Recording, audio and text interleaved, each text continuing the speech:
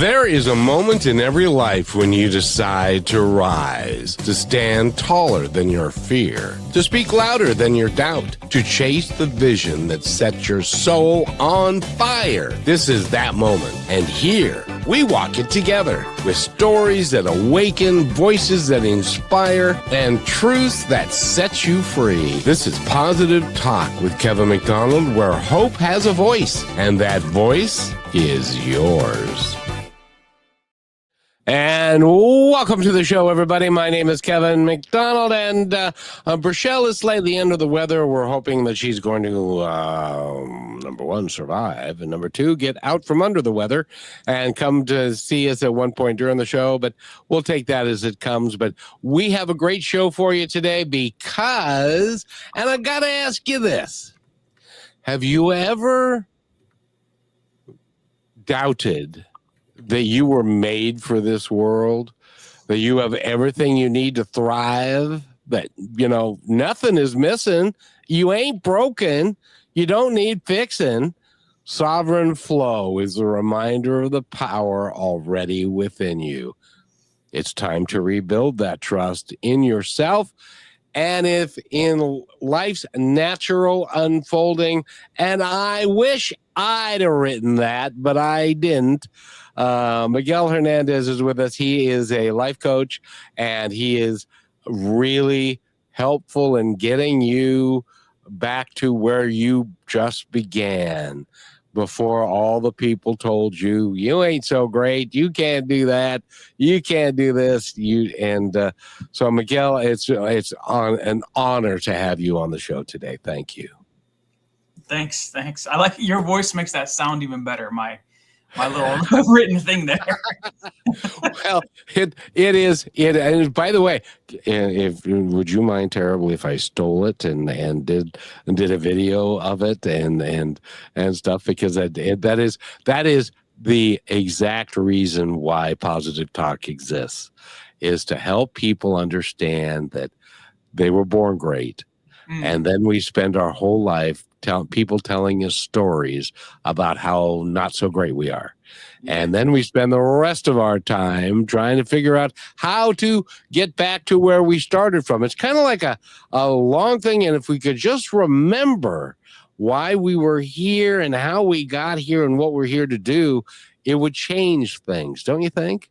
Absolutely. I mean, that's where I came to, like, this realization is that very same thing of, like, just remembering how perfect we are when we were born, that there was, there's nothing, but we, because of life and, it's not that easy.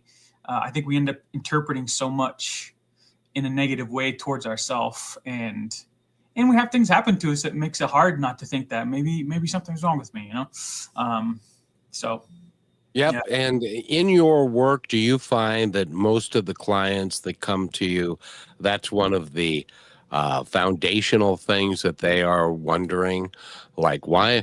Because like when I was 42, I had a bit of an epiphany. It was like, okay, so why am I really here, and what am I really here to do? Because what I've been doing so far isn't enough, and it isn't what I'm capable of being and capable of doing.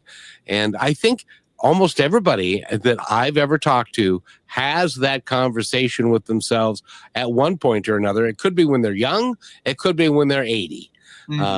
It just depends on the individual. But has that been your experience?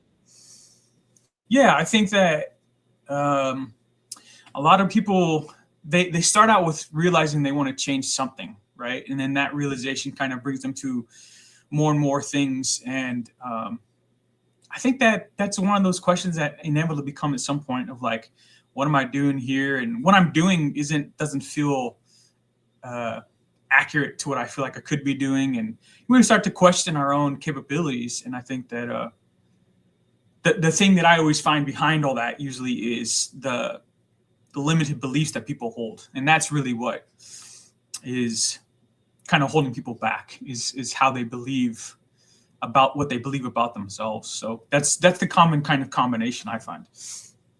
What is it about our belief in ourselves that can be so distressful and damning at times? This is something that I've really thought about a lot. Because I love contemplating such simple ideas of like, what is a belief and so forth, right? So, and the way that I see beliefs occurring in our lives are like fractals. Do you know what fractals are? Like a fractal patterning? Explain it so somebody in our audience won't. Yeah, I figured somebody probably needs it, Mike. You take a pattern of something, and it's the same pattern that can fit within like the microscopic world and the macroscopic world. So it can live in all spaces and sizes. So like trees are a lot of fractals. So the leaf is the same shape, like a Western red cedar is a great example. The leaflet is the same structure and design as the big branch itself, and so on and so forth. So it's this basic idea is it plays itself out on both the small and large scales equally. Yeah. So what I mean by that is when it comes to belief is, you know, when somebody begins to believe at some point in their life that I'm not good enough, right? So that's the belief that they have. It plays out on all these really tiny, subtle ways, really nuanced ways in our life that we don't even recognize. And then the obvious ones, right? So like when you see somebody who is obviously feels as if they don't deserve this thing, or they're not good enough in some way, shape, or form, that we can all kind of see when we witness it observationally, just standing and being with somebody, right? Someone that's like, oh, I don't deserve that, or whatever it is, right? But it also plays out on really small, tiny little scales in the way that we behave, how we think, what we choose to do and not to do, right? Just these small will play out in such different ways. And so that's kind of what I love to do to work with people is people mostly are coming to me seeing the big ones, the obvious ones of like, oh, I just always pull back when I decide I want to go do something. I will stop because of the fear of like, I just don't think I could do it. Right. So those, they play out, they understand the big ones, but I like to get into the small, subtle layers of and nuances of how that actually plays out on the smaller layers of like small behavior movements and the way that we think and the way that we talk to ourselves and to other people and so forth. So, yeah.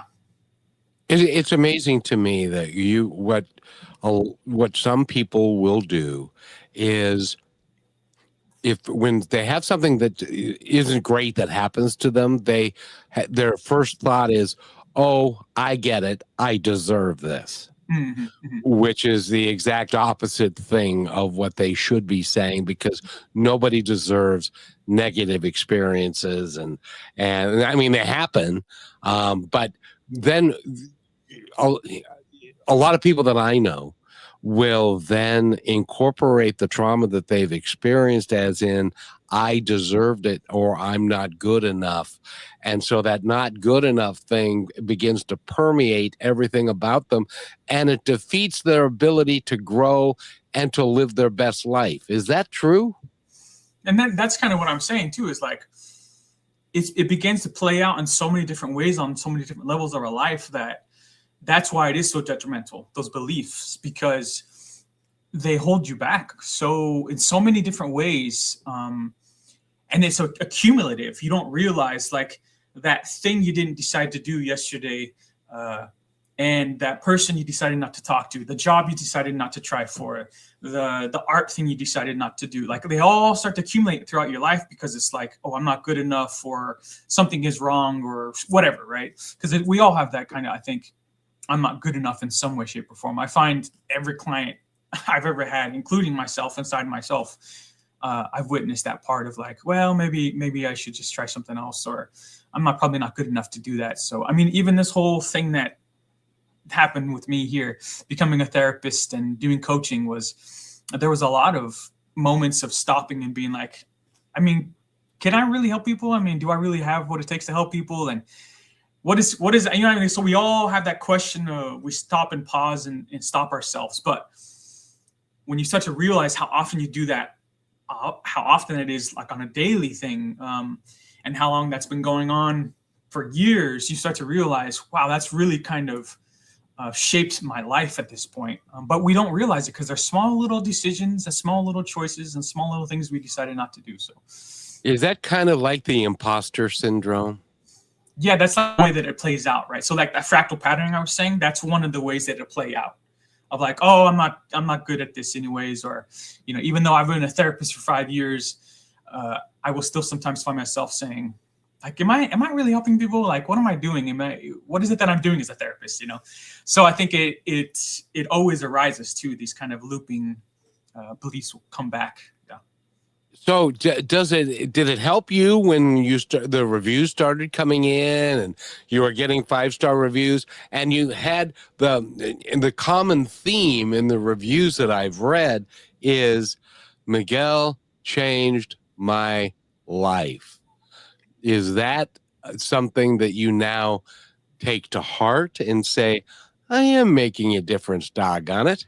At first, no. I was like, I don't know what I did with these people, but thank God something happened. But I think, as I've been doing this more and more, it's like recognizing where that's coming from. Of like, you were talking about the word deserve, right? It's like, have I really done anything for these people? And so you start to recognize, where's that coming from? That space of, there's no way I could have helped people in that way, to where I helped them change their life. What is it that I could have done?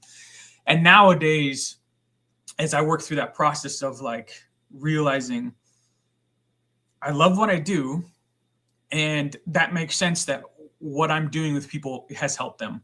Because I think about other people who love what they do and how it touches me, right? When I watch artists, I listen to music, I watch people do whatever it is that they love to do. Even just listening to, like, my son loves fish tanks. Like, he gets crazy, like obsessed about fish tanks and fish, but to see the passion, right? So when we see somebody who loves what they do, it's very easy to be kind of very interested all of a sudden, or intrigued, and be like, oh, that's cool. Like, tell me more about that. So yeah, I've gotten to that space where it's like, you know what, maybe I am doing things in a way that is helpful for the people who do see me.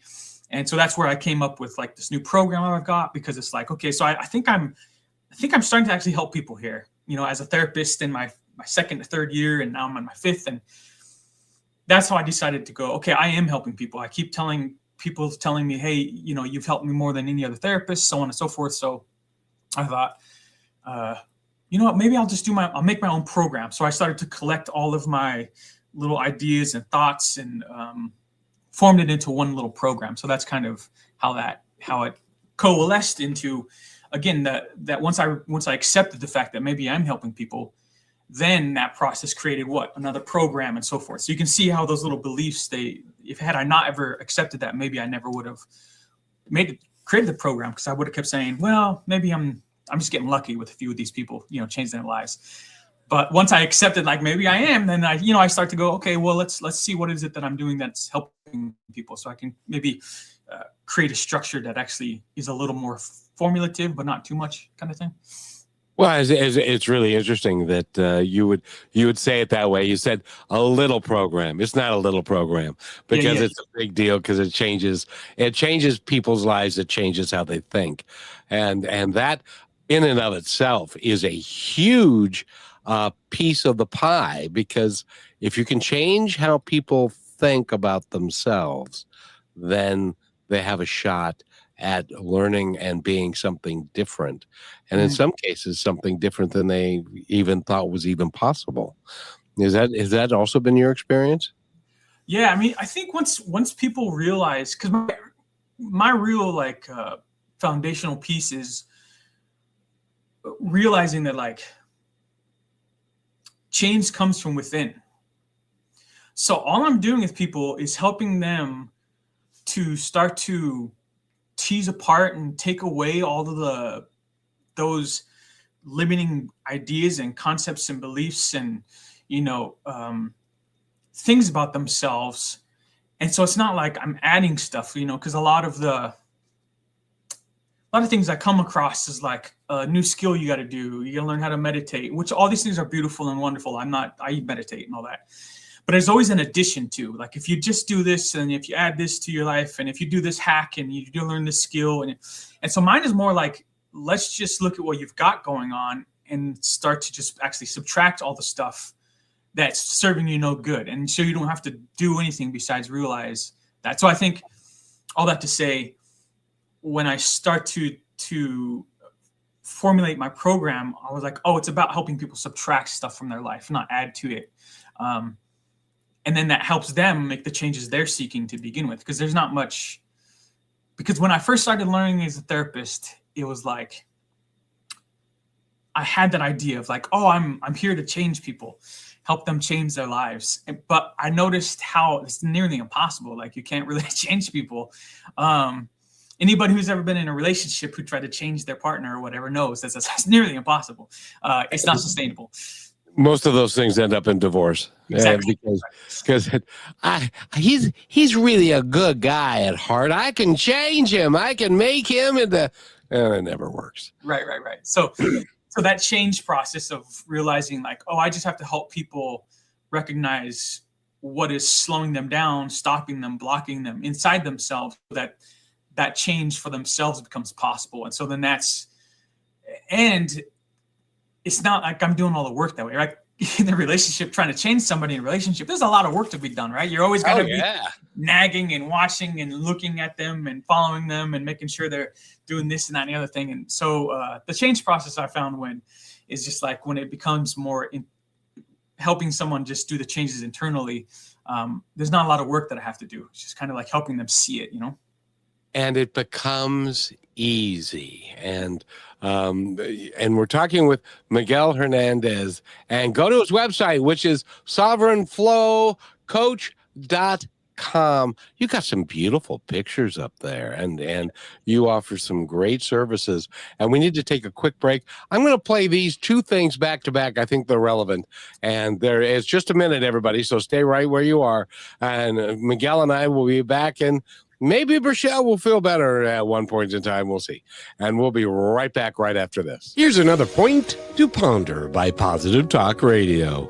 A woman spent years hating the reflection in her mirror. One day, she whispered, "I am enough." Day by day, her reflection became her friend. Self-love begins with the words you tell yourself. Speak gently, because you are listening. This is brought to you by Positive Talk Radio, where stories of hope come alive. Here's another point to ponder by Positive Talk Radio. A tiny seed was buried in the dirt, covered in darkness, forgotten by the world. But within that darkness, it grew roots, then sprouted into something beautiful.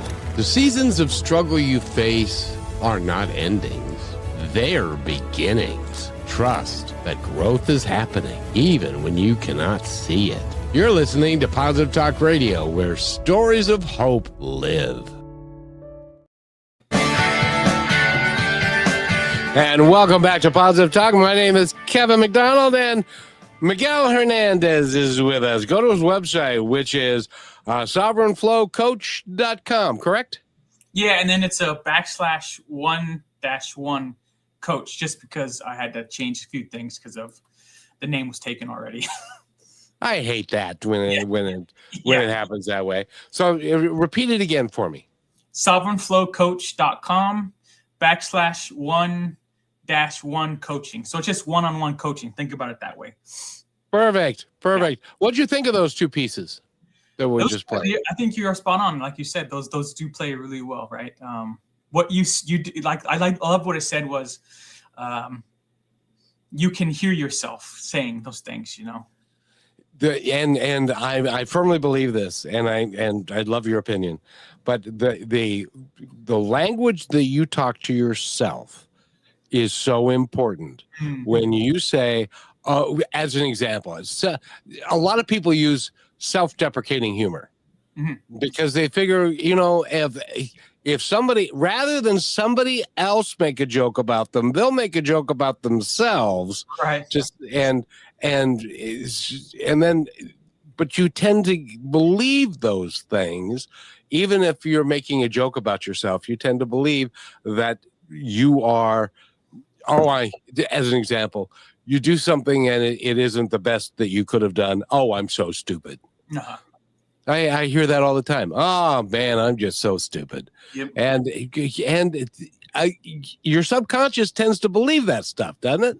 Yeah, I think that like what it does is it just keeps reiterating that same thing over and over, which then becomes the self-fulfilling prophecy, right? So the one I just makes me realize I just was working on previously was, you know how you meet people and some people will forget people's names, and then you hear that person and they'll say what almost every time, oh, I'm not good at remembering people's names, right? I said that all the time, and I started to realize, you know, as far as just talking to yourself, you know, the topic you're talking about, and I started to realize like it's not that I'm not good at remembering people's names. I'm just not putting in the effort and the time and the attention to remember their names. So I stopped saying that to myself when I meet people, and I would forget their name. I just remind myself, oh, I just didn't pay attention enough to like say their name a couple times, repeat it to myself, or say their name back to them. Then it became like now I don't forget people's names easily. Now it's just like I meet people and I say, oh, you know, it's nice to meet you, Kevin. And then before I leave, it was nice meeting you, Kevin. Like I work on that as a process. But that's a small example of exactly what you're talking about. The more you stop and realize like how often I say that thing to myself, holy crap, it's all the time. And you realize all the little again, the accumulation of all the little times you self-deprecate and kind of just be harsh on yourself. You realize, boy, I say a lot of mean things to myself, like way, way often. Yeah, and we're meaner to ourselves than we are to anybody else. And that other one about the mirror. If you will look in the mirror and you don't have something nice to say about yourself to the mirror, you need to rethink what you're all about. But many times, Miguel, it takes a coach. It takes somebody outside of our friends and family and all of those, because I don't know if you know this, but they don't always tell us the truth. Right. You know, or they can also be super critical. Mm-hmm. And if they're super critical, that doesn't solve the problem either, because then when they're critical of you and you're thinking critically of yourself, they're just confirming it for you. Mm-hmm. Yeah. And so you need somebody who's got an objective viewpoint who can say, that's interesting. Why did you say that? Mm-hmm. Or have you thought about what that means to you? And so, you know, different things like that. So congratulations. So let's go back in time. What decided you to become a therapist and a coach? Okay. That's a good question. What made me decide that? Did an angel come down and tap you on the head with a wand and say, Miguel? It was like, so I had been doing a lot of work actually in Washington State. I lived there for 10 years, and I was doing a lot of work with plants. So Western herbalism, I was working with tribal communities, you know, all kinds of tribes, mostly like Muckleshoot, Suquamish, and but anyways, and doing a lot of plant work. And so very much focused on the body, right? Because it's a physical, right? You take in the plants, it helps with your liver, it helps with your heart, it helps with your blood pressure, it helps with your whatever, right? So working with plants and working with the body was like the thing that I was really into and really getting into. So I was sitting in the woods one day and started to realize I want to just start to do that more for myself rather than like a job, like because I was also like putting in gardens, designing gardens, herb gardens, native gardens, working with the tribes and so forth. And I just decided, I think I want to do that for myself. And I would often be sitting in the woods by myself and noticing what's happening internally. So not my body, but more like my thought processes and what I'm thinking about all the time, and how I'm always kind of thinking about the past, things I regretted, or worrying about the future. And it just kind of dawned on me of like, boy, I haven't really addressed any of that stuff. I've been working on my body with the herbs and the plants and the medicine making and the working out and the eating well, but I haven't really addressed like that I have a bad temper and I lose, I get angry easy, and I feel kind of, even though I'm doing the work I love, working with plants, I still feel like something was missing in my life, right? So it's this non-physical world part of my life. And so that made me think, what could I do? Once I started to work on that part of myself, I began to think, boy, that's a really great combo. Work on the physical and the non-physical parts of self. Like, and that kept bringing back of like, maybe I could learn that specifically. I'll take the next, because I was doing the plant work for like 5 years intensely, working with all kinds of people. And that maybe the next 5 years I'll just focus purely on the mental health aspect and not the physical well-being. And that's kind of so I switched from doing the plant work into becoming a therapist, and decided, you know what, maybe I will. So I just got deeply, so the last 5 years, that's what I've been doing, is working only with the mind and the non-physical sense of self, right? So nothing oriented towards the physical body, but then that became a thing as well. But generally speaking, that's kind of how it started, was, you know what, I want to work on my mind as well, not just my body. So, well, and they're all connected. Yeah, exactly. And we tend to separate them sometimes. Yeah. And it's better if we treat them as the whole, which is a very holistic approach, which with your herb training and with your plant training. By the way, for those of you who have not been to Washington State, I live here, so I know. And you're sitting in the forest and you put your hand against a great big tree and you feel it vibrate. Doesn't that give you a sense that we are all connected with everything, that we're all just energy? Yeah, I think sitting in the woods by myself was probably, I'm going to say it, probably one of the single most biggest revelations of learning myself, because there's no other humans around. It's just the non-human world around me, plants, animals, bugs, fungi, all this stuff. And so the only human there in that forest, and at least around me, is me.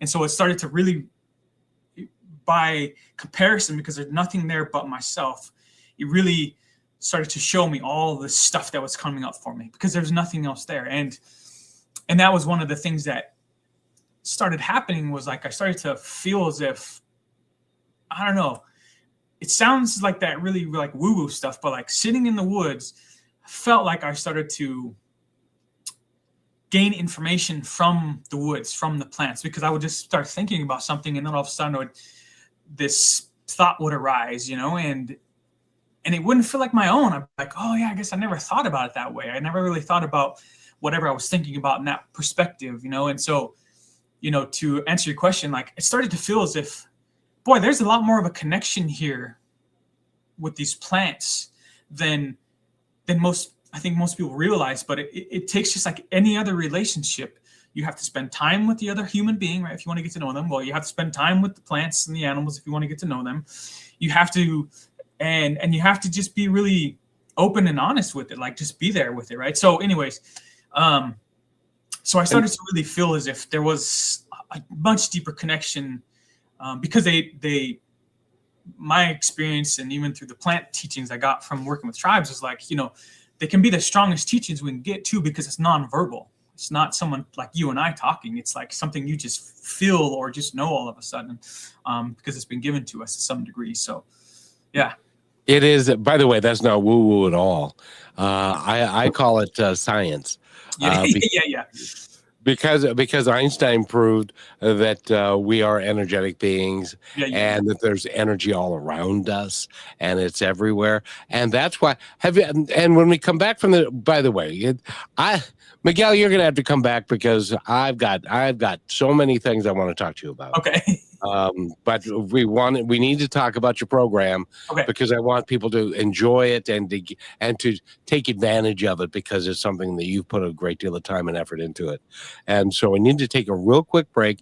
And when we come back, we're going to talk about that with Miguel Hernandez, and go to his website again, which is sovereignflow.com/one and one-on-one. It's sovereignflowcoach.com/1-1 coaching. So one-on-one coaching. Think about it that way. Gotcha. One-on-one coaching. And yeah, it's a terrible long link. That's all right. We're going to repeat it several times so everybody can get it. And that's how I remember names now. Okay. Is like if I need to remember a name, I'll think of a sports figure that I'm familiar with, and that's how I do word association and stuff, because I was not good but just like you, I learned that it was more about my lack of interest in learning their name than it was the fact that I couldn't learn their name. I was just concentrating on other things. So we'll be right back with Miguel and maybe Rochelle. We'll see. And we'll be right back, everybody. So stay right with us. The strength of staying kind from your friends at Positive Talk Radio. Kindness is not weakness. It takes real strength to stay kind in a world that often rewards anger, ego, and control. Being kind means choosing to act from your values, not your wounds. It means showing grace even when no one's watching. But kindness doesn't mean being passive. It doesn't mean letting people take advantage of your time, your energy, or your peace. You can be kind and still say no. You have a soft heart with firm boundaries. The strongest people I know are the ones who choose compassion without losing themselves. They've been hurt. They've been tested. And still, they choose to love and lead and to lift others anyway. Kindness is not about pleasing everybody. It's about honoring who you are and how you treat others, even when it's hard. So stay kind, stay human, and stay strong. And always remember this: be kind to one another, because each other's all we've got. And welcome back to Positive Talk. My name is Kevin McDonald, and Miguel Hernandez is here. And you have a program that I want to talk about in depth because it's a very important program. And how did you find this while you were sitting in the forest somewhere? No, I found this on my couch doing some somatic work. Yeah. Gotcha. Yeah. Do explain, please. Okay. So Sovereign Flow is both a business name, but it came and arose from a program that I want to design, which is also called Sovereign Flow, because so the name actually tells pretty much all of it.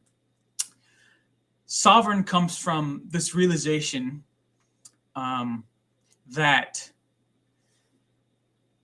I began to realize who I've constructed myself to be was very externally driven from the pressures and the conditioning and so on and so forth of our society, our culture, your family, your friends, and so forth. And how much of that just felt like a role I was playing, some sort of character in a movie or something, right? Like I just felt like trying to fit in all the time, and how many times I didn't do the thing, so on and so forth. Anyways, so that sovereign part of that name is, how do I find who I truly am in this world that is just uniquely me, so I don't have to worry about always fitting in or people liking me or not liking me, like just being myself, being happy with who I am, being comfortable in my own skin. So that's kind of the sovereign flow part of it. Flow came about because I started to realize when you do get into your own body and you experience it in a joyful way, life feels more like a flow rather than this constant kind of struggle of, like, for me it was almost daily, of like trying to just survive, make it through the day. Many of us have had the experience, we're just waiting for the weekend, right? We're waiting for the weekend because, oh man, the 5 days of work, and we just can't wait for the weekends, and when I understood that experience of flowing, like, okay, my life is just flowing more easily, that's kind of how the name came about. But I want to describe it a little differently also. So Sovereign Flow is this, because I practice this, so I want to be able to say it. Well, go for it. Yeah. It is taking the externally driven, constructed, and conditioned self and liberating the internally guided, constructed self instead. So that is the idea, is just liberating the truest expression of self. That's kind of the purpose of Sovereign Flow. And what steps do you take to get there? Because there are steps, I'm sure, or there are ways to accomplish that, because a lot of people don't even believe they can. Yeah. For me, the biggest thing is you have to start being, well, in my program, it's about really focusing on recognizing what is already there. So it's building a certain amount of presence in yourself. So recognizing what are your patterns, what are your beliefs, what are your habits, and that goes along just not with your behavioral habits, but this is also like psychological. So like, what are you constantly thinking about? What are you constantly regretting? What are you constantly trying to plan for in the future? What are you worried about? So I think recognizing all of your own patterns and habits and beliefs and so on and so forth, because it's really hard to change anything if you're not aware of who you are, right? So the more that you're aware of what you think about, how you feel, what bothers you, what triggers you, what makes you excited, what makes you joyful, all the things, then that's going to be the base foundation of what we would work on. Is like, well, let's first just become more aware of what is happening in your life currently. So we're not worried about changing things. We're not trying to fix things. We're not trying to do anything. We're just trying to be more aware of what is going on now for you. So that's the biggest first step, because again, my experience has been, it's really hard to change something you're not aware of. So that's the biggest step for me. And that sounds like a perfect first step, because if you can relax, and I use it like the gospel according to Paul McCartney, if you just let it be. Yeah. If you can relax and let it be and not spend all day thinking, well, you use the work week. I'll give it a perfect example. So you spend Monday through Friday doing your job, and then you have the weekend. Thank God the weekend's here.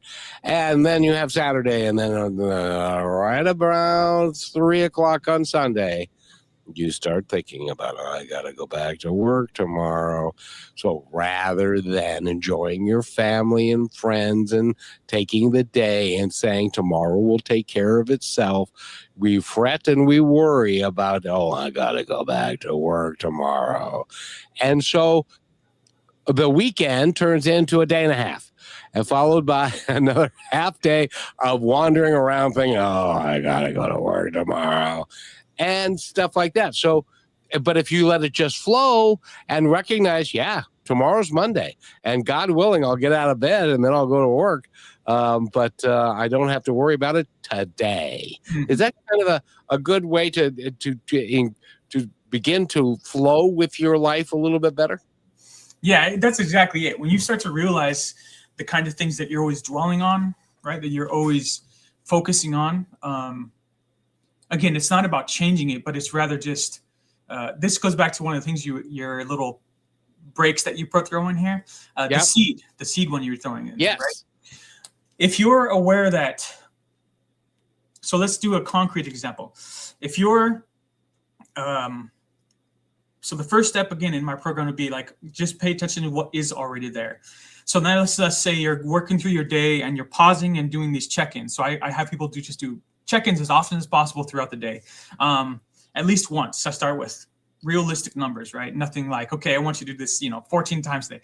But just once a day, I want you to try to stop and check in and just ask yourself what it is you're feeling, what you're thinking, just notice what is happening in the here and the now.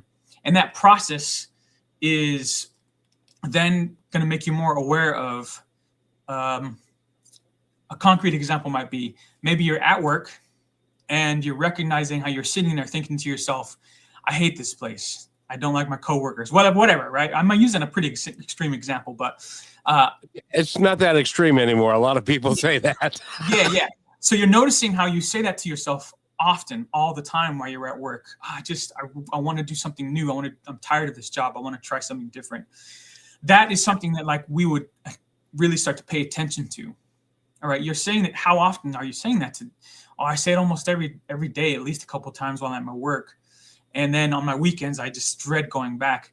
Okay, well, then maybe that's something we could focus on to adjust in your life. Maybe it's working part-time. Maybe it's looking for another job, but let's focus on changing that. Because if you're saying that often, it's got to be true. I mean, if you're saying that to yourself that often, then you obviously don't like what you're doing. So let's change that. Like, let's just work on that. So finding the flow for me is always just like attaching to one specific thing that's going on in their life and saying, okay, well, that sounds like something that you're obviously very displeased with. Let's use that as a starting point, because there are so many things we could all work on. I mean, there's so many things we all can work on. It's finding just one little thing and then let that be the entry point into whatever else will arise, because guaranteed there will be a lot of more stuff that was going to arise through the conversations that I have with the people that I have, because there's so much there, even in just that one conversation of, I hate my job. Because then it's like, well, why haven't you stopped and quit? Why haven't you moved on? What is stopping you? What is holding you back?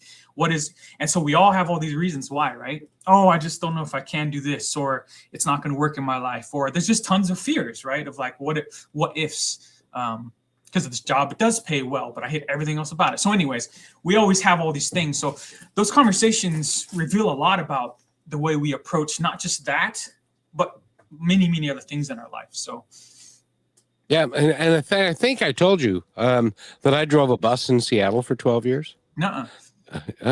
Yeah, I was a Metro bus driver for 12 years, and I learned through that there were lots and lots of bus drivers who hated their job, but they did it because they had what I called golden handcuffs. They made enough money and they could do it, but they didn't like it. Yeah. And so I knew lots of bus drivers who died very early, had a lot of stress. They didn't like with it. So I flipped the script a little bit and decided, well, this is how I got to make my living, so I might as well enjoy it. And so I worked hard to make every day count and to really enjoy what I was doing. But a lot of folks, I have a boyhood friend who used to call me on a Friday night halfway through a bottle of rum. And he would say, I hate my job. I really, and I said, well, why don't you quit and do something else? Oh, I can't. Well, what else will I do? And stuff. And it was like, finally I said to him, Kenny, if you don't stop talking about this, we're not going to talk anymore until you make a decision on what you're going to do. You're either going to do one of the two things. You're either going to decide there's something about your job you like, and you want to continue to do it, and you're going to do it to the best of your danged ability, or you're going to quit and go someplace else. I never talked to him again. He never called back. So, because that was a hard conversation for him to hear, because what he was hoping for was somebody to say, yeah, you're right, Kenny. I'm sure it's a terrible thing, and but you got to stick to it because you got to feed your family and all that kind of stuff. But I didn't give him that, and neither does a good coach, because you call people on stuff if they do that. Yeah. And by the way, Omar says, I hope you're all having a great day. Of course we're having a great day. It's a rule, don't you know? So so what do you think of that? And by the way, I love the flow aspect of it, because it's not like you're asking people, all right, here's a list of 20 things that you have to change, and I want them to change by next week. It's who are you really? And what are you really about? Because most people never have that conversation with themselves, or they don't get an answer when they do have that conversation. Does that make sense? Yeah. And we'll keep using the job thing, because I think it's best for clarity is just concrete example of maybe they can't get a new job. And I think what you pointed out was really, really key. That is, okay, what is it about your job that you dislike? Let's get to specifics, because maybe it's a specific coworker that really annoys you, frustrates you, pisses you off. So let's try to figure out, how is that somebody you have to talk to? And if so, how can you limit that conversation? How can you learn to do boundaries, right? So there, again, it always provides something that we can work on, because it's going to reveal the way that we interact with problems, with issues, with, these kind of moments in our life. So I think going back to that flow part is like, once you're able to, okay, going back to the job, if they can't leave the job, they have to work there. Their pay is great, but we figure out, it's the one coworker, and it's also that they're feeling overwhelmed because they're getting more and more stuff put on their plate, but not as much, no compensation for it. Okay, well, can you say no to some of this stuff? Let's find that out. So again, it's finding that flow within that job of like, okay, what can you reject in this job? If you're feeling overwhelmed, what is it that's overwhelming you? If it's the coworker, how can you set the boundaries, right? Because this is not the last time you're ever going to come across this in your life, right? We're all going to come across somebody we don't like, someplace we don't want to be, something we don't want to be doing. But if you can find something within that process or that experience that says, I'm not going to focus on all the stuff I don't like, right? I'm going to focus on the stuff I do like. So one thing that I often will say to people when it comes to that is, and this is not mine. This is Tony Robbins. I was watching him talk once. Well, a couple of times, more than once. But he talks about a story that it's just perfect, exactly the way that I've always done this work, but his story tells it best. And that is, he's wanting to learn how to drive the race cars really fast, around the track. And so as he was learning, he was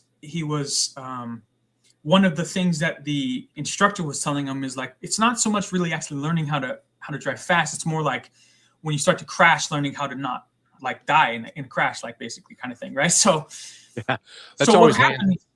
So what would happen is he'd be driving around the track, and it was one of those where they had like the 2 steering wheels type of thing, or something to that effect. And the instructor would kind of put him in a spin, or maybe direct his car towards the wall or something, right?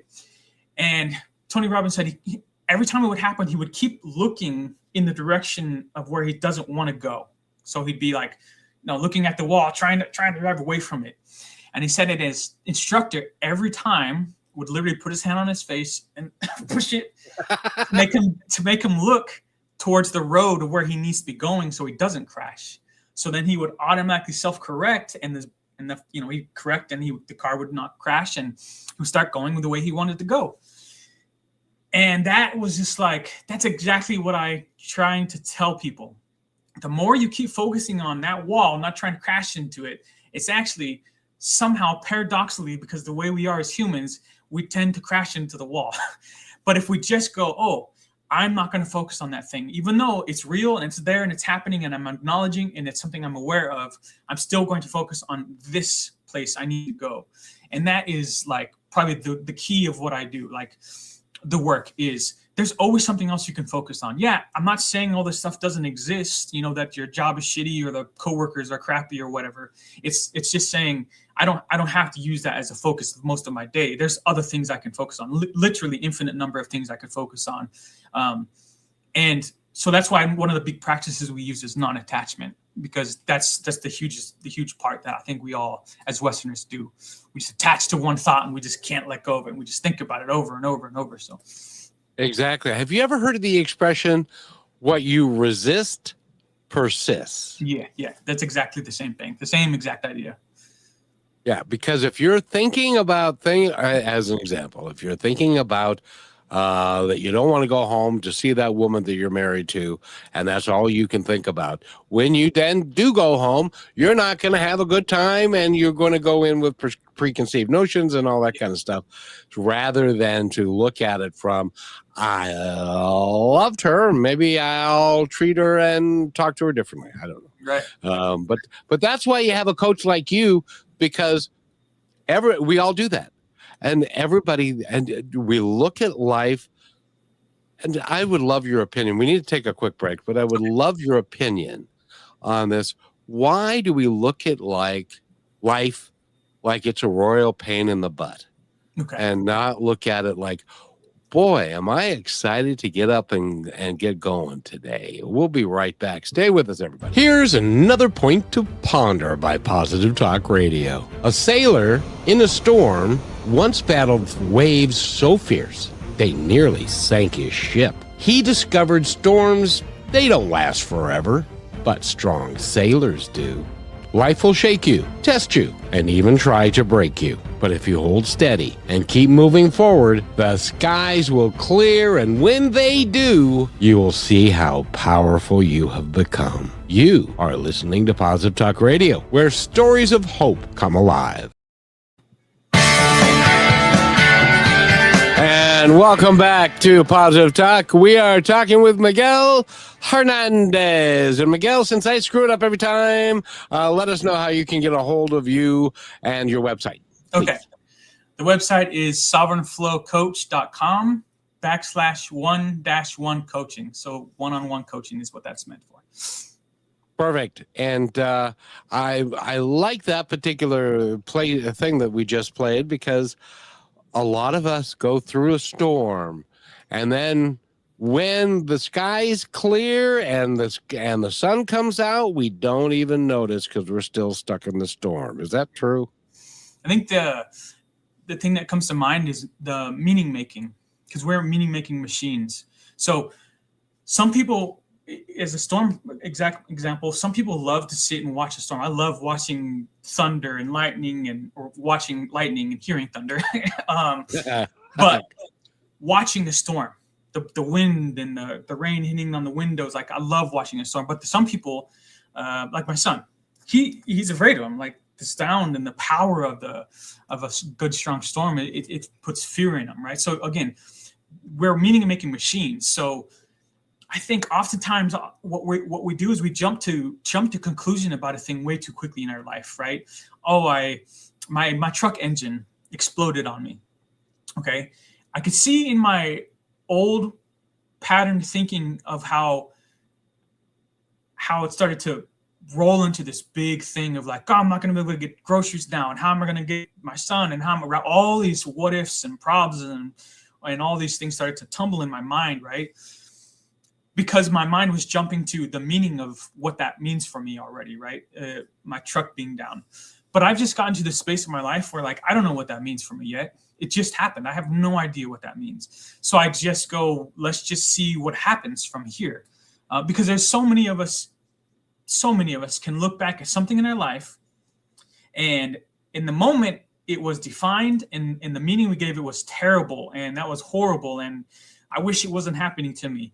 But 10, 15 years later, we've kind of been able to get some distance away from that space. And we look back and go, had that not happened, my life probably wouldn't even be the way it is. We recognize the power of that moment and how actually it was life-changing. And it's really one of the best things that could have happened to us. So I would say when it comes to your earlier question too, of like, why do we look at life like drudgery and why it's so hard? I think it's because we jump to conclusions way too often. We make meaning out of something the moment it happens, when instead of just letting it flow for a bit and be like, what, I have no idea what this means for me in my life, especially in the bigger picture of my life. I have no idea. So I'm just going to let it be and just see how this plays out. So I think that's one of the things I try to really work with people is just pause on the meaning making, on the definition, what that is for you, and just wait. Don't judge it yet. Let's just wait it out. Let it play out a little bit. See what comes of it. So,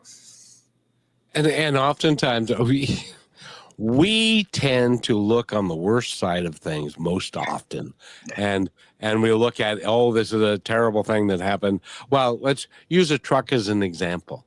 Okay, so this just happened. So you're just brand new into it, and so maybe you find out that the truck isn't as badly underwater as you think it might be, or it might be that somebody else comes along and has a truck for sale, and you decide that you wanted a different truck, or what you can look at it in a positive way, not a Pollyanna.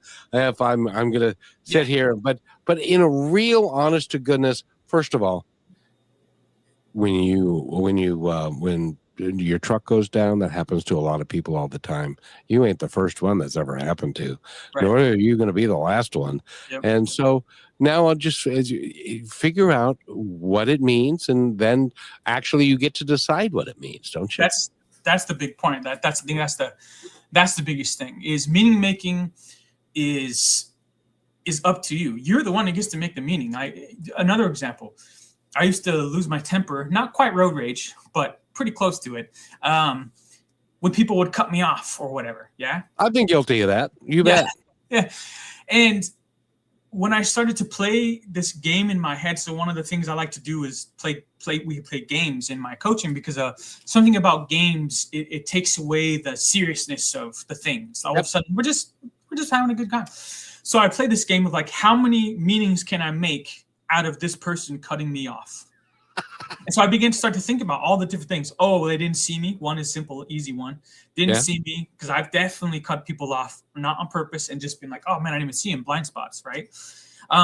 Maybe they're frustrated, something going on in their life. Anyways, I started to really start to realize, wow, this could mean anything to me. But the one I keep landing on is they did it on purpose because they're assholes or whatever, right? So realizing that meaning making is really up to you all the time. You get to make the meaning, and if you get to make it as soon as you want to, or again, what I actually is like, put pause on it. Like, don't try to make meaning of it. Just let it play out for a bit, because we don't know what that means in a large picture of our life. It could be positive. It could end up being really terrible. I don't know. But I find that neutrality of, as life unfolds in front of us, moment by moment by moment, to keep that neutral kind of relationship to it. So we're not, oh, this is great or this is bad, but just, this is just what is happening. Let's see how this plays out. That kind of relationship to existence as it unfolds, I have found it creates so much more space and peace in my life and calm, because when something occurs, like when my truck exploded, I saw that small witness of that old pattern arise, but then that new pattern that I've been building for years was just like, well, we'll see what happens from here. All I've got to think about now is how to get groceries. Oh, I know somebody who can let me borrow their car, right? So it wasn't like this big damaging thing in my life. It was just like, oh, now I just have to think about specifics, which is like, okay, how do I get groceries? I got to pick up my son. How am I going to do that?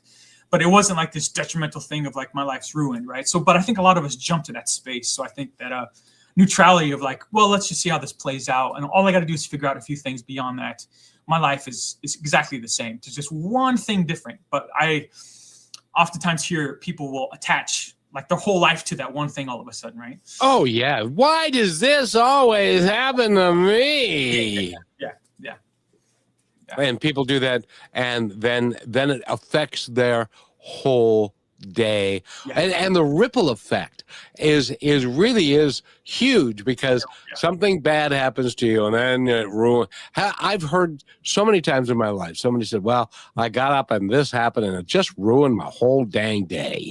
It's like, exactly. Why did you put yourself through that? Right. Yeah. But that's what we do. By the way, we've been talking with Miguel Hernandez.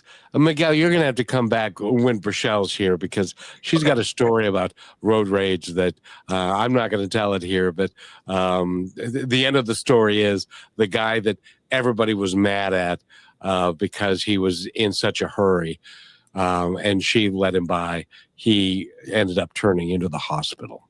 Oh, wow. Yeah. Yep, exactly. So it's like, oh, that guy, he's just trying to get by. Oh, he's going to the hospital. I wonder what's going on. ER maybe even, right? Yeah. Maybe, probably, yeah.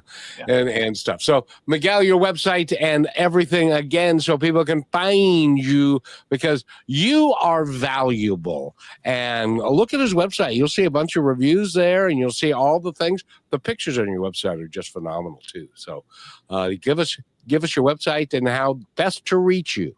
Okay. Website is, again, sovereignflowcoach.com/1-1 coaching. So one-on-one coaching. And I have all of my information on there, like how to contact me, the email, the phone number. So that's really the best place. But if you can't get that memorized, you can just email me at Miguel@sovereignflowcoach.com. Perfect. And I would love for you, as your parting gift to our audience, to give us one nugget, one thing for everybody to remember to go home with before we close out the show. I have to end it with how we started it, and that is that there's nothing wrong with you. There's nothing you need to fix. There's nothing you need to do to be the greatest version of yourself. It's already there. You're built for this world. You're built for this experience, and just try to tap into that as best you can, and you'll realize your life will be a lot better anyway. So there's not much you need to do that. So.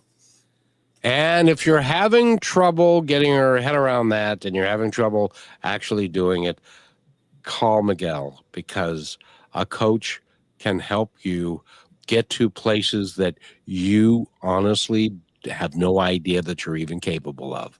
Because most of us tell ourselves stories and we're lying to ourselves the whole time. So, Miguel Hernandez, thank you so much for being here. And he's coming back, ladies and gentlemen. Don't worry about it. Or will you come back? We didn't. Yeah, absolutely. Yeah. Oh, good. Good. So thank you, Miguel. And I hope everybody has a great day.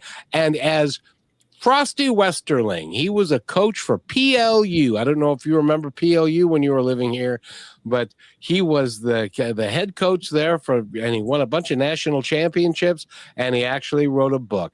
And his philosophy every time he talked to his team was make it a great day, because you have the ability to decide if it's going to be a good day or a bad day. You get to decide. Make it a good day. Mm-hmm. Thank you, everybody. Thank you for being part of Positive Talk with Kevin McDonald, where stories inspire and voices remind us of what truly matters. May today's conversation give you hope, courage, and a reason to keep moving forward. And just remember, till next time, be kind to one another, because each other's all we've got.